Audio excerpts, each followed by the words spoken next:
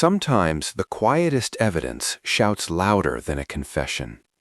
Picture an evidence room deep in the night shift. An investigator brushes a gray smudge from a sneaker as fluorescent lights hum and bitter coffee hangs in the air. On the table lies a receipt, folded the wrong way, its edges still holding the warmth of a pocket. No one is listening to it yet, but its story is about to begin. The truth often lives in the tangible, in the silent language of timing, place, and behavior. Take that receipt. Its crease ran horizontal, the way denim folds in a pocket, not vertically, like a bill in a wallet. The timestamp fit the alibi, but the fold exposed a lie, and the entire timeline snapped. How could something so ordinary redraw an entire night? The lead detective still calls it the slip that made time run backward. Today, with cameras on every corner and a clock in every pocket, the smallest cue can still determine the narrative, and this matters now more than ever, because staged scenes have grown more sophisticated, and the quiet facts keep better secrets. We must train our eyes to see the routine, not just the rare. We will reconstruct the moment when a simple traffic light cycle and a single stray word began to pull a case inside out and reveal what lay hidden beneath. A courthouse breathes steam and suspicion as late autumn presses cold against its windows. In the county hallway, a local reporter flips to a stapled appendix in a case file.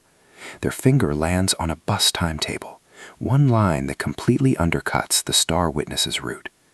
The corridor goes quiet. Judges confer, phones buzz, and what seemed sealed is suddenly in doubt. One overlooked detail can reframe a headline and reshape public memory.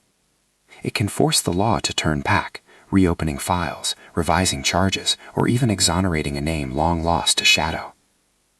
These facts get lost because tidy narratives travel fast. Sensational headlines reduce messy hours to a villain, a victim, and a simple arc. Confirmation bias rewards stories that match our first impressions and hides the facts that challenge them. So when the quiet details refuse to fit the banner, which should we trust? Here is how to listen without leaping. An alibi is anchored to a jukebox song. Check whether that bar stayed open past midnight and if that playlist even existed that season. Notice what the storyteller omits. Hold the detail. Weigh it. A single fact may redirect a story, but due process demands that all the evidence aligns. Ethical storytelling names its uncertainty, resists spectacle, and keeps victims human, not symbols. When we build that habit, famous cases become instructive. They teach us why we got them wrong and how to do better.